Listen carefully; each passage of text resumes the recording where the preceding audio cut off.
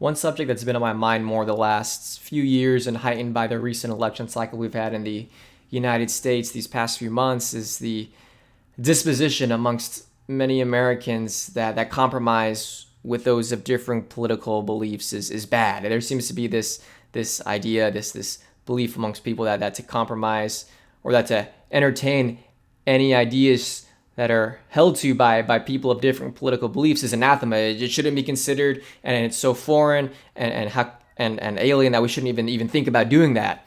There seems to be an allergic disposition towards compromise with those of differing political beliefs that you see expressed in the words and the actions of people on the news or social media or wherever you may go to see Americans talking about political things.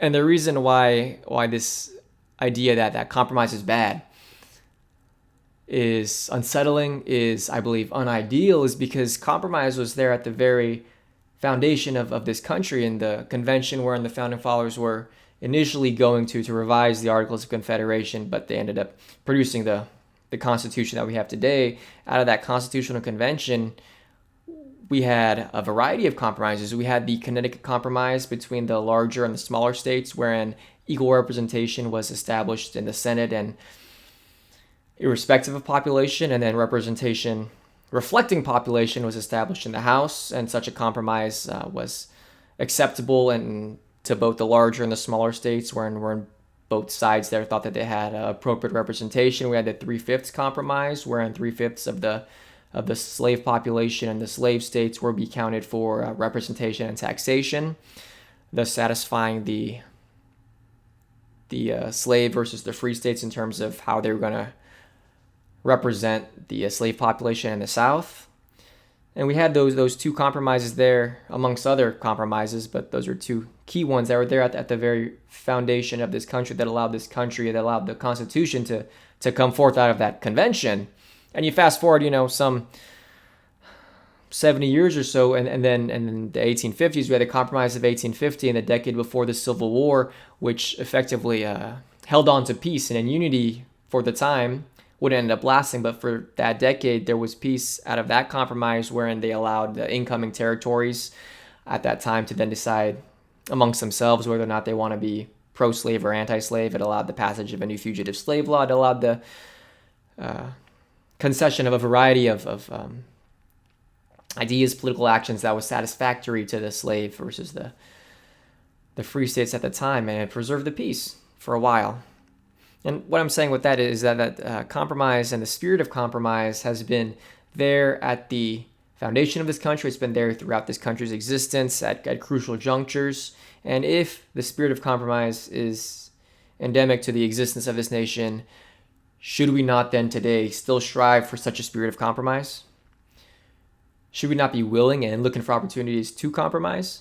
Now, I will admit that as it appears to me out of my limited experience and perspective on these issues, it does appear that a variety of the differences between more conservative and liberal ideologies, more liberal and conservative Americans, I guess, people that hold to more liberal and conservative ideas, do seem to be coming out of a place of differing values, of differing principles, of differing beliefs of what they think are important.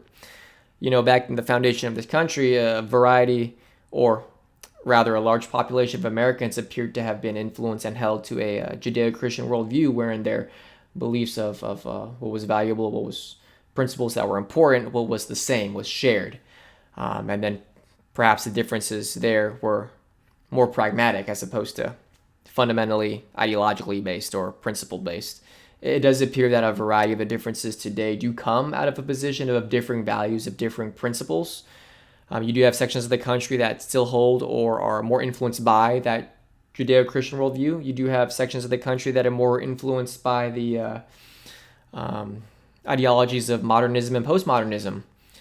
And so you do have these sections of the country that do appear, or rather sections of the population that do appear to be influenced or hold different values, different principles that then affects the political outworkings of those values.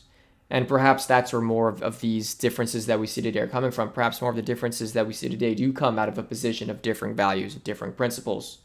And perhaps because of that, That's why there is less tendency to compromise, because such compromise would be seen as an abandonment or a changing of those values that we hold dear. Now, at the same time, maybe there were still differing values, differing principles held to by Americans back hundreds of years ago. Maybe at the time of the Constitutional Convention, they did hold different values, and I'm just, or we as a population are just less aware of the different values, different principles that they did hold. So perhaps there were different values back then, and then such a existence would then preclude our belief that we can't then compromise because of different values. Or maybe it wasn't that way. I can't say I have the answer, but what I can say is that I believe the spirit of compromise that's been present throughout American history should then incline us, should then encourage us to then look for places where we can compromise with those different political beliefs for the sake of unity of the nation.